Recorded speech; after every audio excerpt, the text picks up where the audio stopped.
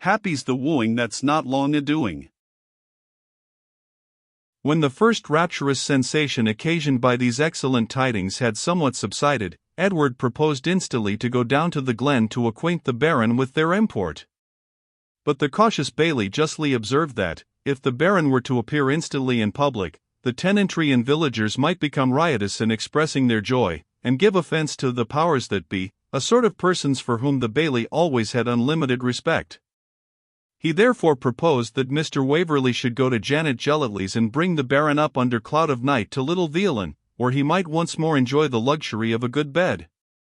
In the meanwhile, he said, he himself would go to Captain Foster and show him the Baron's protection, and obtain his countenance for harbouring him that night, and he would have horses ready on the morrow to set him on his way to the Duckren along with Mr. Stanley. Wilk denomination, I apprehend, your honour will for the present retain, said the Bailey. Certainly, Mr. Macweeble, but will you not go down to the glen yourself in the evening to meet your patron? That I wot why my heart, and mickle obliged to your honour for putting me in mind o' my bounden duty. But it will be past sunset afore I get back frae the captain's, and at these unsonsy hours the glen has a bad name. There's something no that canny about auld Janet Gellatley. The laird he'll no believe they things, but he was I ower rash and venturesome, and feared neither man nor devil, and essays seen out.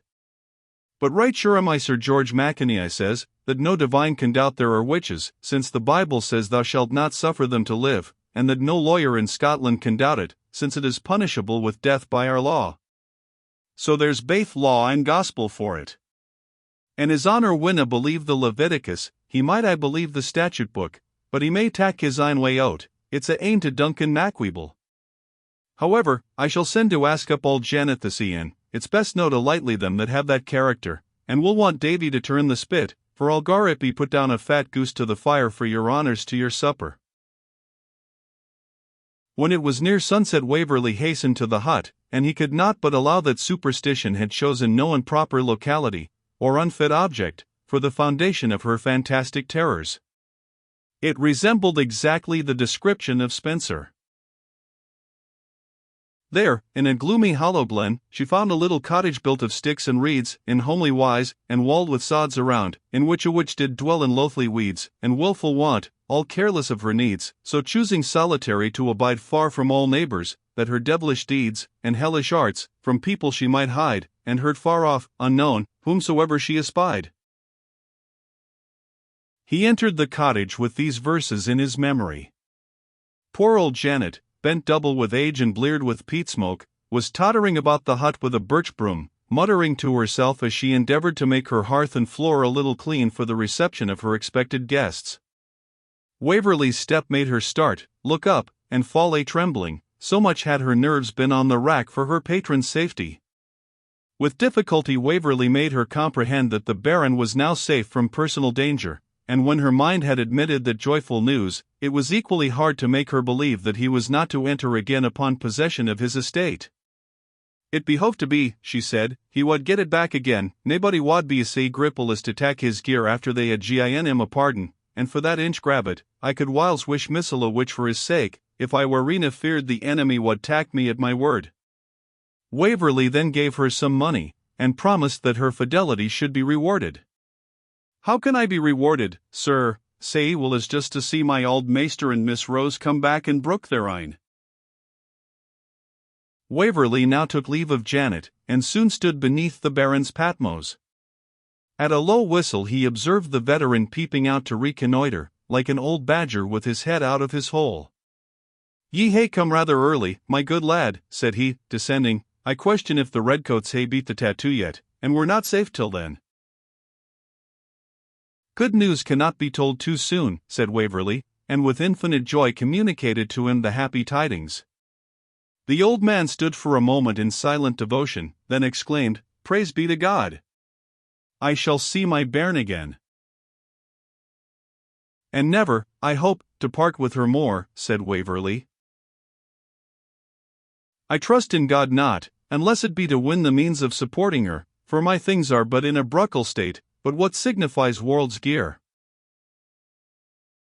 "And if," said Waverley modestly, there were a situation in life which would put Miss Bradwardine beyond the uncertainty of fortune, and in the rank to which she was born, would you object to it, my dear Baron, because it would make one of your friends the happiest man in the world?" The Baron turned and looked at him with great earnestness. "Yes," continued Edward, "I shall not consider my sentence of banishment as repealed unless you will give me permission to accompany you to the Duckren, and—" The Baron seemed collecting all his dignity to make a suitable reply to what, at another time, he would have treated as the propounding a treaty of alliance between the houses of Bradwardine and Waverley. But his efforts were in vain. The father was too mighty for the Baron, the pride of birth and rank were swept away. In the joyful surprise a slight convulsion passed rapidly over his features, as he gave way to the feelings of nature, threw his arms around Waverley's neck, and sobbed out, "My son, my son! If I had been to search the world, I would have made my choice here." Edward returned the embrace with great sympathy of feeling, and for a little while they both kept silence. At length it was broken by Edward. "But Miss Bradwardine?" "She had never a will but her old father's. Besides, you were a likely youth, of honest principles and high birth. No, she never had any other will than mine, and in my proudest days I could not have wished a more eligible espousal for her than the nephew of my excellent old friend, Sir Everard. But I hope, young man, ye deal not rashly in this matter? I hope ye hae secured the approbation of your own friends and allies, particularly of your uncle, who is in loco parentis." "Ah! We maun tak heed o' that." Edward assured him that Sir Everard would think himself highly honoured in the flattering reception his proposal had met with, and that it had his entire approbation, in evidence of which he put Colonel Talbot's letter into the Baron's hand. The Baron read it with great attention. "Sir Everard," he said, "always despised wealth in comparison of honour and birth, and indeed he hath no occasion to court the diva pecunia. Yet I now wish, since this Malcolm turns out such a parricide, for I can call him no better, as to think of alienating the family inheritance, I now wish," his eyes fixed on a part of the roof which was visible above the trees, "that I could have left Rose the old Hurley house and the rigs belonging to it. And yet," said he, resuming more cheerfully, "it's maybe as weel as it is, for, as Baron of Bradwardine, I might have thought it my duty to insist upon certain compliances respecting name and bearings, whilk now, as a landless laird wi' a talkerless daughter, no one can blame me for departing from." Now, heaven be praised, thought Edward, that Sir Everard does not hear these scruples. The three ermines passant and rampant bear would certainly have gone together by the ears. He then, with all the ardour of a young lover, assured the Baron that he sought for his happiness only in Rose's heart and hand, and thought himself as happy in her father's simple approbation as if he had settled an earldom upon his daughter. They now reached Little Veolan. The goose was smoking on the table, and the baillie brandished his knife and fork. A joyous greeting took place between him and his patron. The kitchen, too, had its company. Auld Janet was established at the ingle nook, Davy had turned the spit to his immortal honour, and even Ban and Busker, in the liberality of Macweeble's joy, had been stuffed to the throat with food, and now lay snoring on the floor. The next day conducted the Baron and his young friend to the Duckren, where the former was expected, in consequence of the success of the nearly unanimous application of the Scottish friends of government in his favour. This had been so general and so powerful that it was almost thought his estate might have been saved, had it not passed into the rapacious hands of his unworthy kinsman, whose right, arising out of the Baron's attainder, could not be effected by a pardon from the crown. The old gentleman, however, said, with his usual spirit, he was more gratified by the hold he possessed in the good opinion of his neighbours than he would have been in being rehabilitated and restored in integrum, had it been found practicable. We shall not attempt to describe the meeting of the father and daughter, loving each other so affectionately, and separated under such perilous circumstances. Still less shall we attempt to analyze the deep blush of Rose at receiving the compliments of Waverley, or stop to inquire whether she had any curiosity respecting the particular cause of his journey to Scotland at that period. We shall not even trouble the reader with the humdrum details of a courtship 60 years since. It is enough to say that, under so strict a martinet as the Baron, all things were conducted in due form.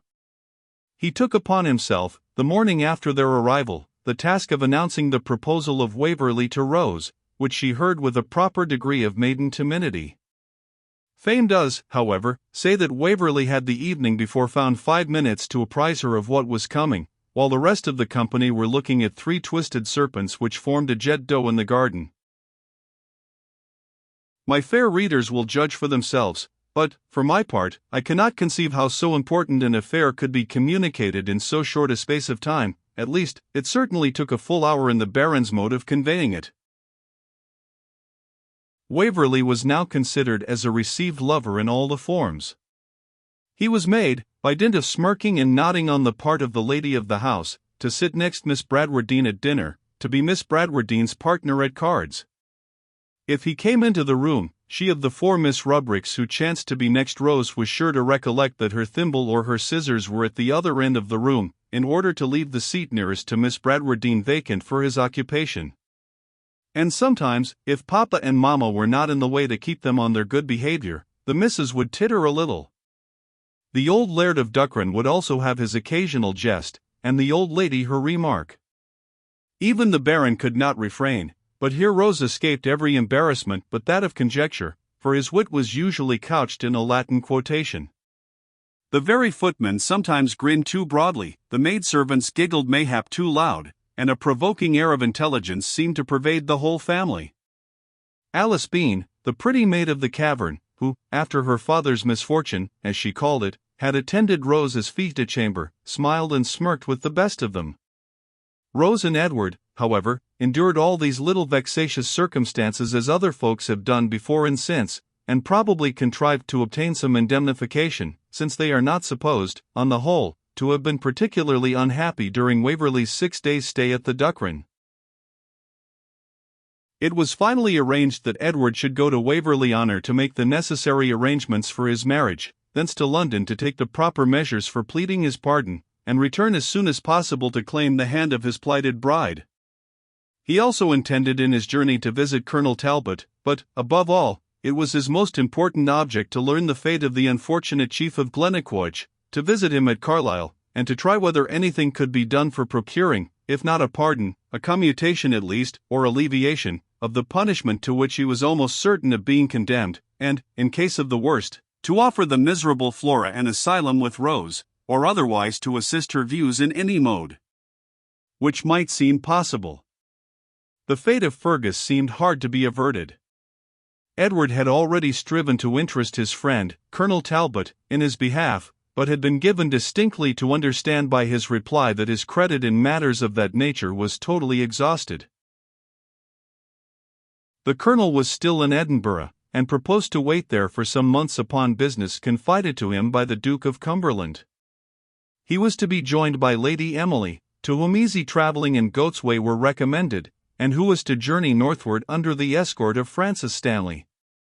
Edward, therefore, met the Colonel at Edinburgh, who wished him joy in the kindest manner on his approaching happiness, and cheerfully undertook many commissions which our hero was necessarily obliged to delegate to his charge. But on the subject of Fergus he was inexorable. He satisfied Edward, indeed, that his interference would be unavailing, but, besides, Colonel Talbot owned that he could not conscientiously use any influence in favour of that unfortunate gentleman. Justice, he said, which demanded some penalty of those who had wrapped the whole nation in fear and in mourning, could not perhaps have selected a fitter victim. He came to the field with the fullest light upon the nature of his attempt. He had studied and understood the subject.